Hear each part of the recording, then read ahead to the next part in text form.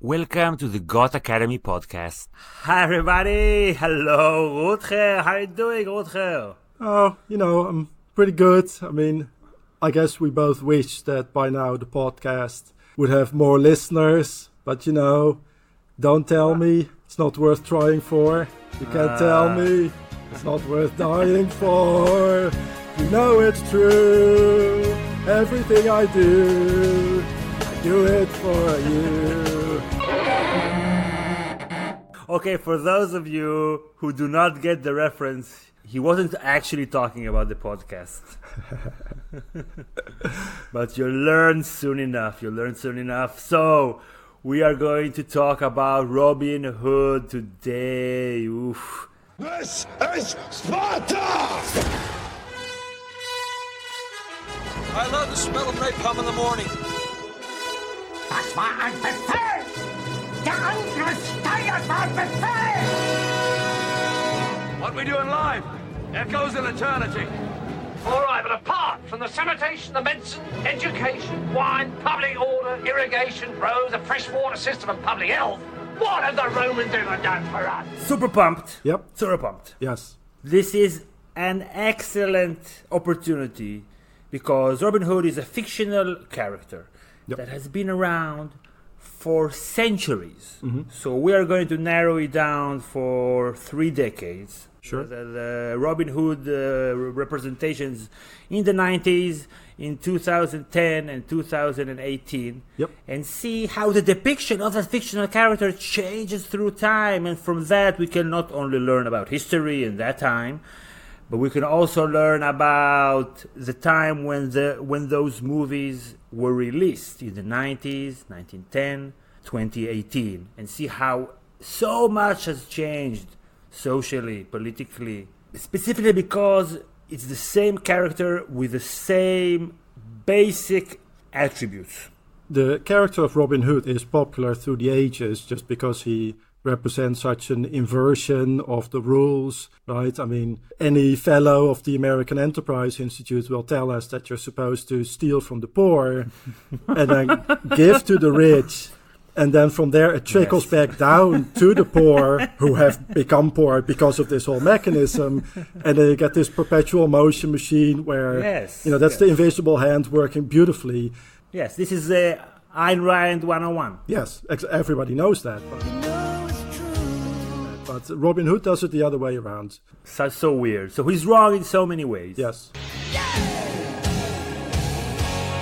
So worth mentioning, it's like an English folklore that has changed and things were added to his story throughout the century. It started out, it's interesting, like the historical context when it started to become popular, right after the Black Plague and all these wars that kind of changed the dynamic between the classes in England.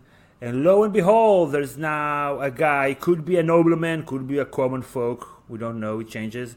He's attacking the powerful and giving power to those who did not have the power up till now.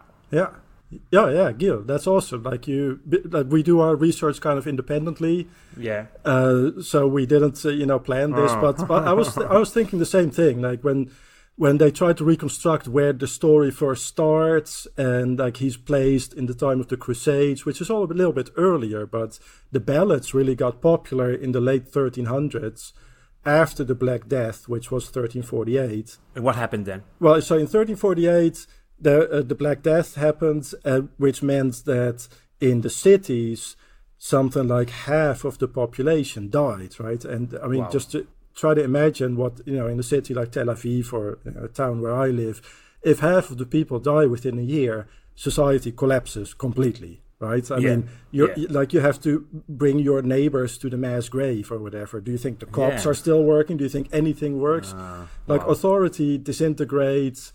And a lot of people also really lost faith in the clergy and in, the cops, the sheriffs, the bishops, whatever. And probably that's why the stories became popular only in the second half of the 1300s after the plague. Yeah. Robin Hood, Prince of Thieves, 1991. The Russel Crow Ridley Scott version of 2010.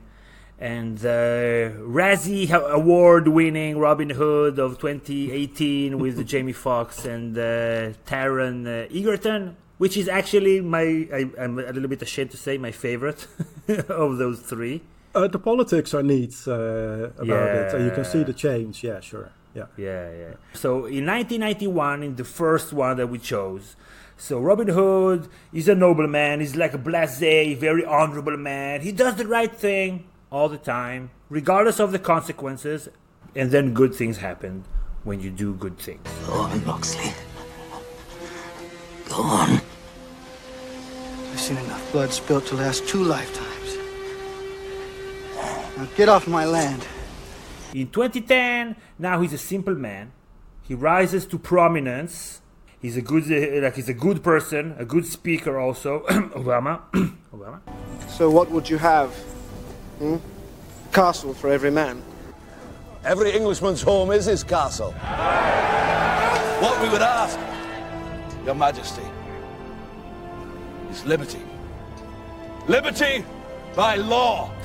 Then 2018, he's a disillusioned nobleman. He's actually a traitor, a terrorist. And he works and kills cops, works against his own country for universal moral codes, for class consciousness. You're scared. What? You think that if the commoners do rise up, if they fight, you'll lose them. They'll follow the Hood. Everybody is together against the powerful. It doesn't matter if you're English or Iraqi or whatever it is. We're all in it together. So I find this transformation incredible. Also, we can talk about the transformation of the king in that time. Sure. Yeah, the 2018 one, I also got a little bit like V for Vendetta kind of vibes. Ah, yeah. You know, like you kind of start to see the world from the terrorist side in a way. I also thought it was very silly at the same time, though. Like the machine gun, arrow, crossbow thing. Yeah, no, I liked it. Yeah, but that wasn't meant to be realistic. No. Obviously, no. So Richard Lionheart, he's the king of England in that time. Actually, this is like a very, very pre-national era. Yeah. It's not really English, it's more French than English. I don't think he even spoke English. Yeah, he was bilingual. He spoke both French and Occitan, which is the language of the southwest of France, of the Languedoc. Oh, France, okay. Yeah, he didn't speak any English. He didn't speak any English? No. This is a country where we speak English. Barely spent any time in England. Was always like in France and other places, making war. But in 1991, the Prince of Thieves, people still believe that the king is good, the ruler is good. And then in 2010, okay, the king sometimes is stupid. In 2018, where is the king? There is no king. He doesn't have any power. He's nothing. It's all the establishment that's behind him that's controlling everything. So that's a fascinating transition and transformation. Yeah, if you go even further back, I watched the classic 1938 Adventures of Robin Hood with Errol Flynn, which, by the way, actually was much more watchable than I thought. And there the kingship is even more unquestioned. Right, like the bad guy is Guy de Gisborne, and the sheriff is kind of bumbling, and the kingship is kind of a given. I would take your quote and put it on the poster. Robin Hood, 1938, more watchable than you'd think. Absolutely, yes. It's actually pretty good also in laying out the historical setting.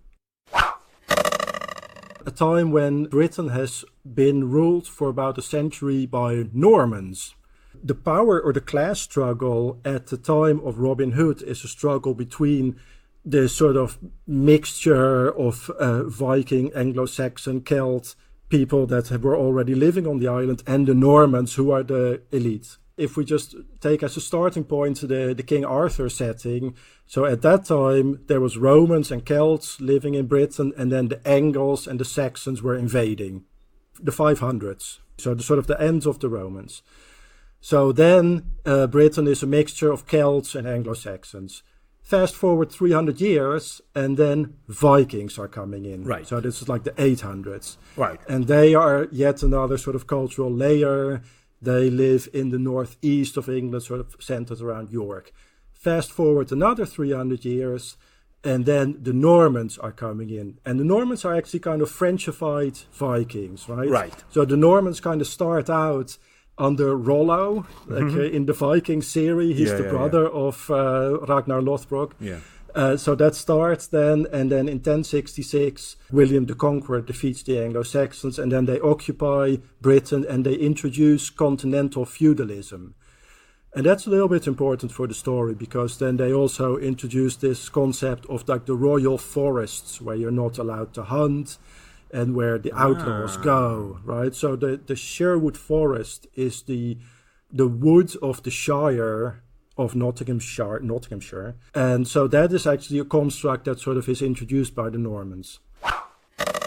So you can't really speak of the English, right? And so, for example, Richard the Lionheart, he is a Norman who's ruling over this mixture of peasants that have been living there. He's not a representative of the English who's at war with the French. Like, those concepts didn't exist at all, like you said.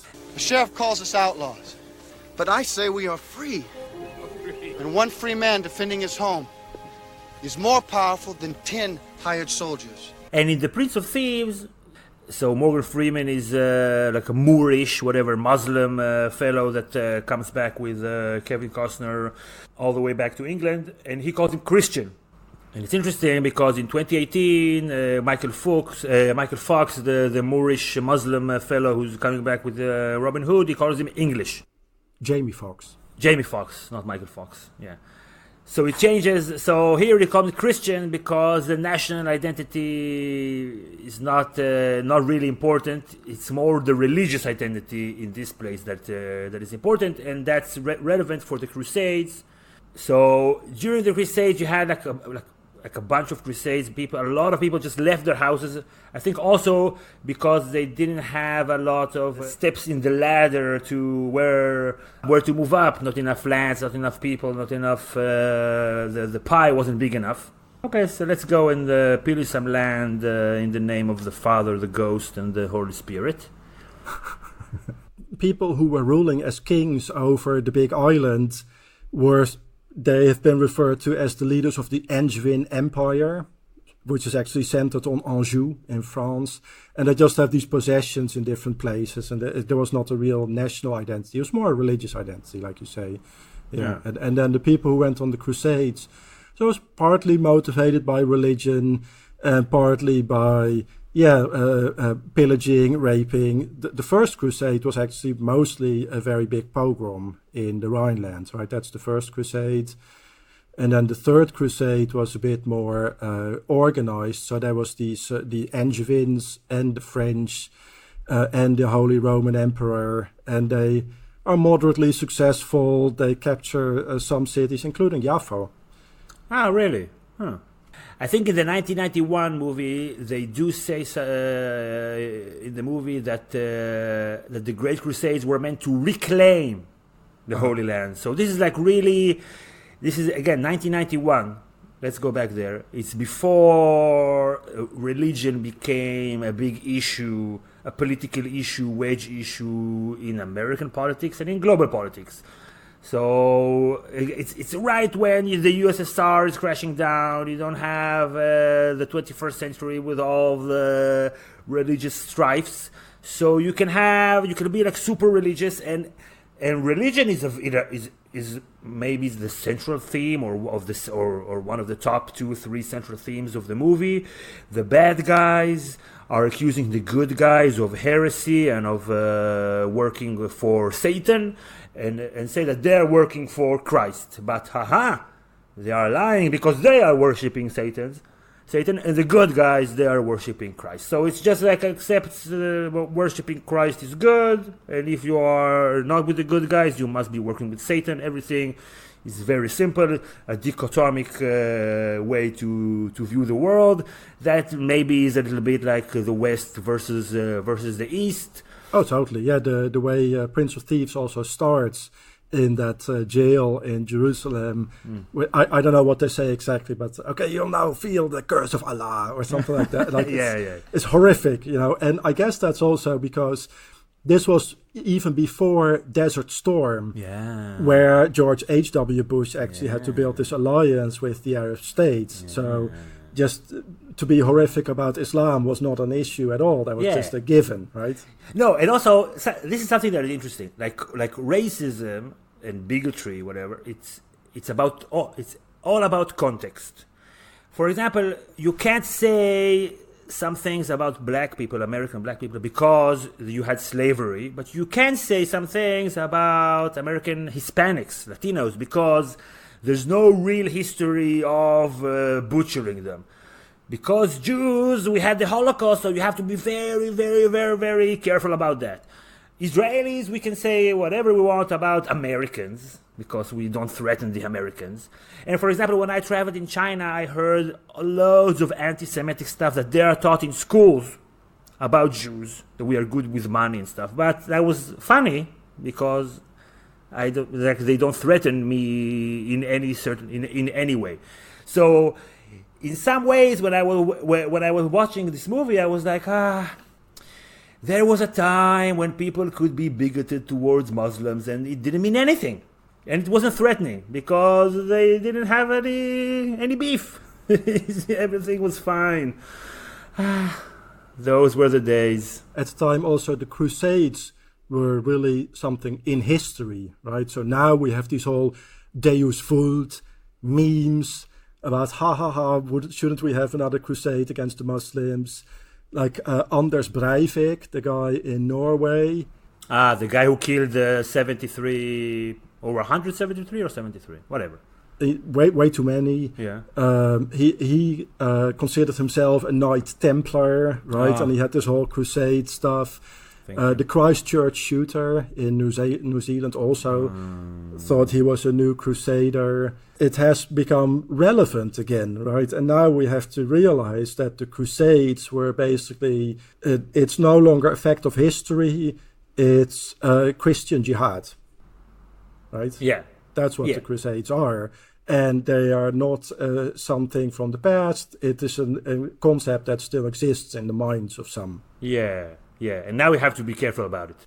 Exactly. So, for example, one of the many gaffes of George W. Bush, we already had some in the previous podcast, was that the first speech he gave after 9/11 was, we're going to go on a crusade against terrorism. And this crusade will take a while. That's what he said? That's what he said. Oh my goodness. Do we have the footage? Do we have the audio for it? Yep. This crusade, this war on terrorism, is going to take a while. I can't believe he said it. Wow. Yeah, he said that. Another tidbit that I found about Robin Hood, that during the McCarthy era, so it was like the anti-communist propaganda, they tried to ban the textbooks about Robin Hood because helping the poor, taking from the rich and helping the poor is communist. And so, and another thing that was very 90s in 1991, so there's like a lot of romanticizing of the poor, simple folk. They're happy, they're jolly, they're singing, they're dancing, their life, like they know how to live the good life. And Alan Rickman is like a silly 90s villain, wants to take Robin Hood's heart out with a spoon and kills his own cousin. With the 90s action movies, the final battle, the good against evil, was so fucking long in the 90s. Just forever. It's like 10 minutes they're fighting with swords. If you watch like Lethal Weapon 1 and all kinds of movies like that, the final battle is always so long. Mm-hmm. So one thing that I thought was super neat about this myth building, okay, Robin Hood didn't really exist, and it's sort of this story that gradually takes on new facts, like he starts out as kind of a yeoman, and then he becomes noble, and these other characters gradually come in, Maid Marian comes later, and so on. And that's a process that still continues to this day, because like the character of the Moor, or the black sidekick, there was a series in the 1980s, which I think I also watched when I was little, called Robin of Sherwood, and there Robin Hood has a sidekick who's a Saracen called Nasir. And then in Prince of Thieves, the producers of that, they had watched the series and they thought, oh, Nasir is just canonical. He's part of the story. And so they had written Nasir into the script. And then they learned later that it was just made up. So they had to come up with another name. So Azim. So Morgan Freeman, Azim was made up. And then in Men in Tights 2 years later, Dave Chappelle, so they have some really good black actors in here. He becomes the guy who's like Achoo. Achoo, that is. That was Mel Brooks humor. And so then Jamie Foxx in 2018 is the third instance of the black sidekick, who's not at all in the original ballads or anything like that. It's just like the Hollywood adding to the myth, and now it's more or less canonical that he had a sidekick from the Orient. Yeah, I'm pretty sure that from now on, every movie about Robin Hood will have a black sidekick. Yep. But in 2010, there was no black sidekick. Okay. So let's talk about that movie. We said directed by Ridley Scott. So Russell Crowe, Cate Blanchett is Mary Ann, William Hurt is some friendly nobleman. Mark Strong, that's the bad guy. Mark Addy, he's King Robert, he's the Jolly Friar. And Oscar Isaac, he's the young brother of Richard Lionheart. And in this movie, in this version, the laws of this land enslave people to its king. A king who offers nothing in return. He succeeds the drunken king, and he's the bad guy. So the sheriff of Nottingham, Alan Rickman, in the first one, we learn at the end that he is a bastard. Such an evil guy. He's actually a bastard. He's not even the rightful sheriff of Nottingham. The witch there, she switched the babies. That explains why he's a bad guy. Now, it's not like a religious struggle between those who are heretic and worship Satan. Here in this movie, this is a national struggle. The French are the evil guys, and the English that are working with the French, so the bilinguals, right? The bad guy, he's half French, half English. Those are the worst. You can't trust them. Brexit. Yeah. Get rid of those guys. Yeah, send him back. Send him back. Yeah, it's awesome. And the French are being extra Frenchified. For example, in one of the first shots where we see the French king, he's eating oysters because that's what French people do. Disgusting. Disgusting French. Disgusting. And Robin Hood, Russell Crowe, he's here as a common man. Immediately at the beginning, we see just he's handing out food to everybody, and he's not a snitch. When the king asks him, who started it? He said, I started it. Such a good man. Such True a good Englishman. Yeah, a simple and good man. He's also a little bit, a gladiator with a bow and arrow. Yeah. There's also a scene where he's being carried and then he wakes up while he's being carried. That's just like in Gladiator. And he's like, we need the money of the war to help us out here. There are people here who need the money. We don't need those foreign wars. So that's 2010. That's Obama. That's after quite a few years, the war in Iraq, the war in Afghanistan. No, let's take a little bit care of ourselves here in the U.S. And the sheriff, who was so evil and conniving in the first movie, here he's just like a bumbling idiot. He's a loser. He's a nobody. And Nottingham has become like a shithole in this movie. It's just like it's nothing, basically. It's a village or with a castle. Nottingham. Ooh, is that an existing joke, or did you just... just now. So Russell Crowe, he impersonates the deceased Robin of Locksley in order to marry Mary Ann, in order to protect the people, whatever. But he will not sleep with her until she says yes, which is, I'm sure, historically correct, that you would wait for the woman to say yes and to want to sleep with you after marriage, and you would not force her in any sort of way. Yeah. Consent was huge in the Middle Ages. Yeah. Another thing about whatever the Bush years, there's like torture there is like bad. They're torturing the Loxley Senior, and I got like torture memos, flashbacks over there. One thing that I thought was, like, I had to research it because they play around with that quote in the 2010 movie. Rise and rise again until lambs become lions. And they make it into something really significant. And I was trying to, like, is this from the Bible or what is this from? And so I found it eventually. And it's, now this is typical Hollywood, I guess. So there's this guy who was, he's a baby boomer born as John Lee Douglas. But then, I guess somewhere in the 60s, he renamed himself into Maitreya, the Friend of All Souls. And he became sort of a fake Buddhist.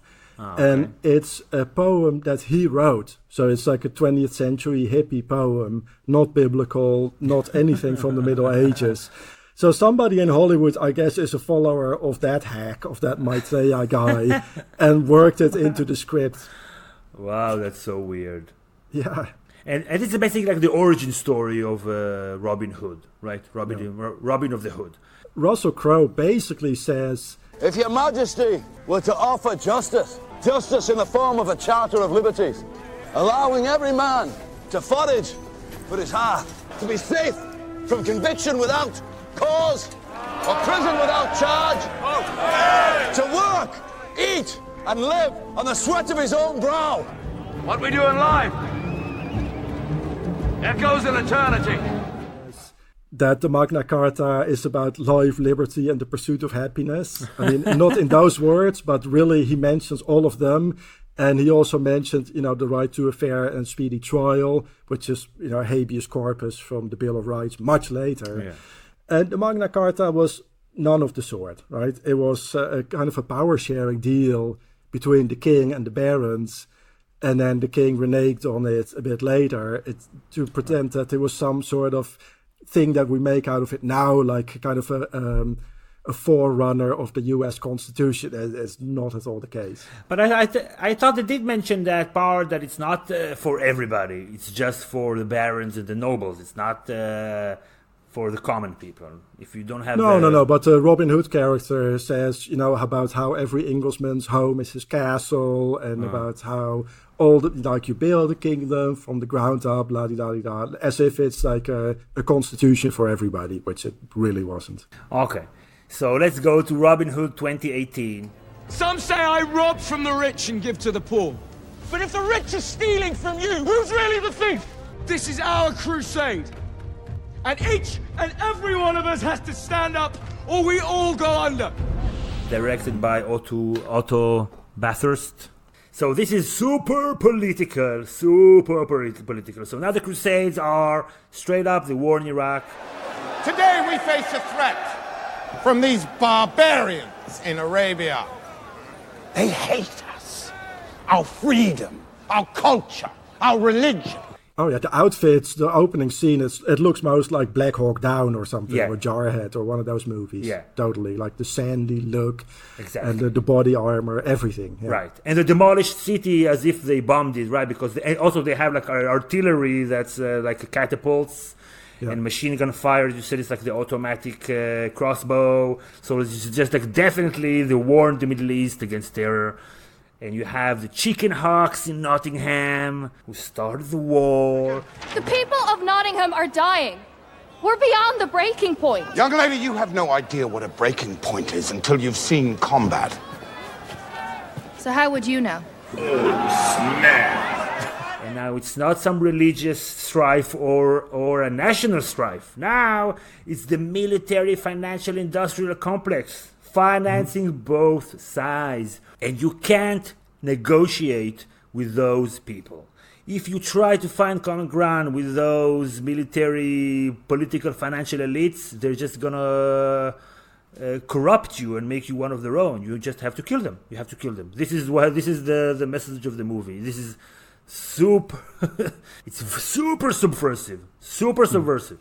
it's so in your face. Some of the rhetoric there, they really show the austerity, and at some point Robin Hood even talks about redistribution of wealth. Yeah, redistribution of wealth. Love it. So here, how he became like a traitor. So they were executing, like in their Abu Ghraib style prisons, some black Muslims. And he, for some reason, didn't want one of them killed because he could empathize with Jamie Foxx's supposed feelings. He didn't perform it very well. His hysteria of his son being about to be executed. So he attacked his own soldiers in order to save the Muslim. So basically, he should be in prison in every army. Mm-hmm. But he's of noble birth, so they just send him back. And I liked what the sheriff said, that the tragic rumors of your death have been unfounded. That was a nice touch. And he goes back, and you see, yeah, as you said, austerity. They need all the money for the war, and they're financing both sides. And here, it's a class struggle. You don't care who you are, how you look. You also have a lot of black people in the common folks in that movie. Yeah. It is an English industrial town. Yeah. with coal mining and iron smelting. There's kind of a steampunk vibe to it. Yeah. I of course, it's not a serious movie, but I don't know. I like the political stuff over there. Mm-hmm. In the first movie, the religious establishment is obviously righteous. You just have a few bad apples. You sold your soul to Satan, your grace. You accused innocent men of witchcraft and let them die. Just like this specific priest is horrible. But here, the entire establishment, the Pope is sending his like major cardinal or whatever, and the entire religious establishment is in bed with the political establishment for the war. I think it's interesting how in the 2018 and the 2010 movie, Robin Hood is against the killing of Muslims. Like in the 2010 movie, also at some point he says to the king that we're not going to have him because of this or that massacre. Yeah. But I think that was kind of the point of the Crusades, though. Right? Maybe then just don't go. Yeah, I guess he didn't know. He didn't know that was the point. Nobody told him. No. Well, he was drafted also in the 2018 one. He was really drafted to go. Right. That's also new. Yeah. He got drafted like straight up. Yeah. So this incredible transition. So with the first in the first movie, the 1991 movie, he's very he's like smiling all the time. Kevin Costner doesn't want to kill the sheriff's man. They steal it. It's all like very like smiley and funny, and it's good in good humor. Even though the bad guy is bad guy, but the other guys, they don't go around and killing his men. And from that to 2018, just like killing all the cops there, just like killing everybody, and just everybody working with the establishment is the bad guy. Even one of the good guys becomes like the new sheriff of Nottingham at the end because he works with the establishment. And this movie also touches on PTSD, and you see this private soldiers made up of former soldiers. That's also very relevant to the war against terror, the private military, the militias. This is like an anarchist movie. Yeah, well, V for Vendetta, kind of, right? The whole system needs to be overthrown, and all the people together in a mass can do that. Right. And you, as the viewer, get taken on that trajectory so that you go along with the premise in the end. Of all the anachronisms and the screwing up the history in the 2018 movie, the one that bothered me the most was about the bow. Because apart from the inversion of values after the Black Death, right, the other thing that was important about that time was that the English and the Welsh, they had the longbows. And they had the longbows, like Robin Hood had them, and they had them in the 100 Years' War. And so those were not these composite bows. They was made out of a single piece of wood from yew, a specific tree, which the English had been cutting down so much that by the time in the Middle Ages, late Middle Ages, when you landed a ship in England, you had to bring in 10 sticks of yew tree so that they could make more bows. Okay. But then in the 2018 Robin Hood movie, he is given another bow, like a composite bow, by Jamie Foxx, which has completely the wrong shape and which all of a sudden is horrible. like, yeah, that bothered me enormously. Wow. Yeah, my blood is boiling right now just by hearing. Wow, I can't believe they did that. Yes, the longbow, that's essential to the story. So, you know what else was essential to the story? And it's the thing that Men in Tights got right. Okay. The tights.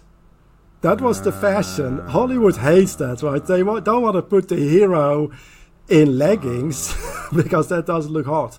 But that was really the fashion. And in fact, it's even worse. And that would be amazing to see in a movie. So at around the time that Robin Hood is supposed to take place, men wore these long stockings all the way up their legs, and then with a garter belt around their waist, the way you now see in lingerie. And that's what they would have worn with a tunic over it. But of course, that's not the fashion right now, so they have to change that.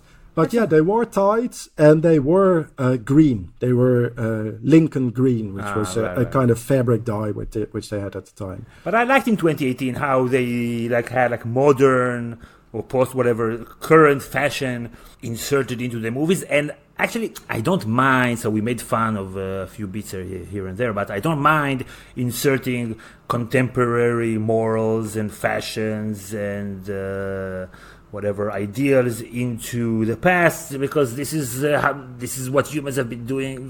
This is what has been happening with specifically with Robin Hood throughout the history since the people came up with this concept.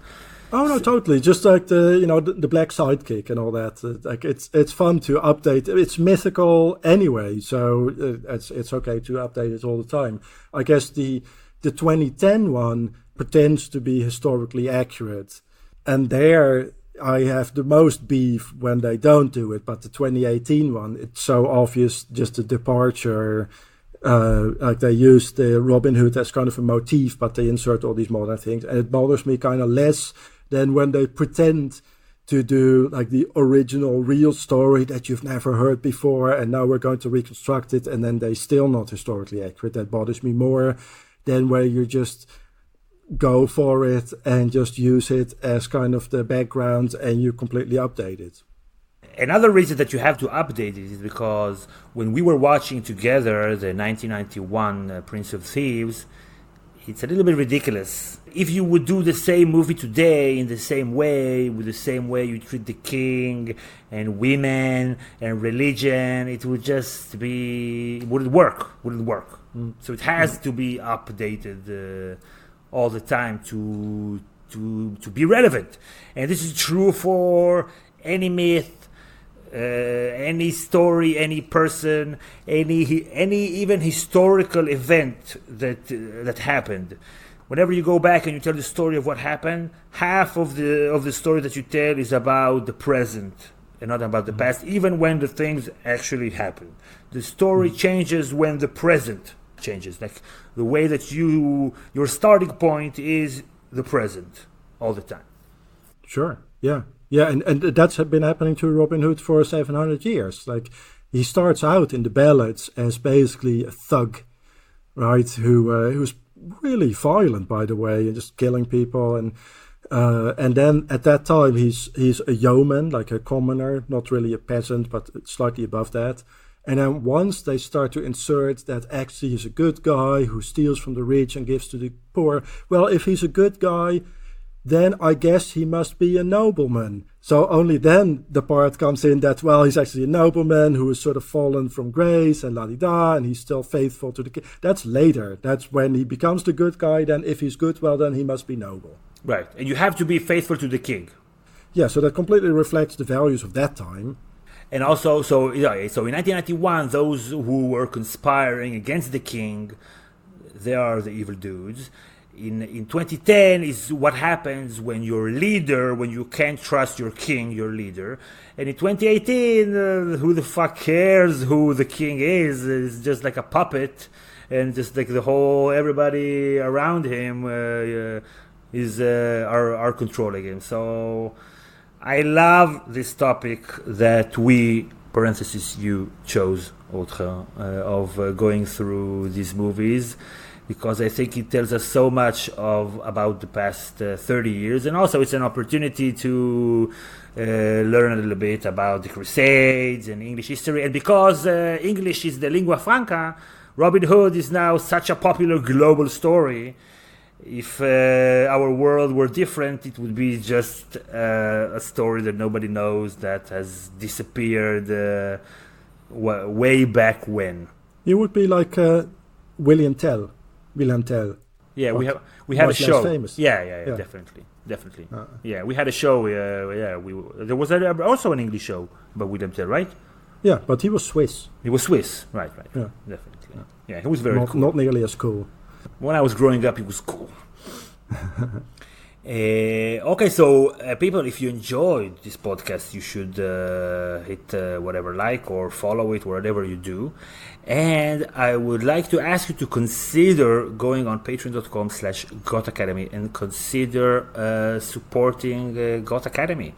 We work very hard to put out the best content that we can, be it video or podcast. And we need you guys in order to be able to keep doing it forever and ever and ever. This is a collaborative effort with Rutger and the other collaborators, and we want to keep doing it. So your help will be very much appreciated on patreon.com/Got Academy. Yay. What are we doing next? First of all, tomorrow we are recording a podcast that is just as great as this one, and this is we're going to talk about the differences between the European comic books and the American comic books. And we do a continental. We jump over across 3 continents. Wow. It's going to be amazing. Incredible. No, Israel is in Europe, Rutger. No, it's in Asia. No. It's for Eurovision Song Contest. It's in Europe, yes. But other than that, and Champions League, we play in the European Champions League and in the Euro League. That counts. Yeah. Okay. Fair enough. Sorry, that's what counts. Geography is a social construct. Totally. Well, that's definitely true. I mean, what is Europe? Europe is just like Asia. Like it's just a right. It's a peninsula sticking out of Asia. Yeah, it's so little compared to Asia. Come on. Yeah. And we're gonna do it with Theo in New York. So he's gonna be mostly into he's into the American comic books. We are into the European comic books, and you can learn so much. I feel that no matter how long the conversation is, no matter how awesome it is, it's not going to be enough, because this should be like a thesis or a book or a series of books. There's so much in it. There's not like history and politics, contemporary politics, past politics, sociology, social perceptions, myths. Capitalism also, production processes, propaganda, all that stuff. Yeah. Incredible. So that's going to be out next week. That's the next one. Okay, Rutger, I had a blast. Me too. It was fun. It was as much fun as I thought it would be. Good. So I'm going to see you tomorrow when we're going to do the 3-way podcast, and everybody will get it next week.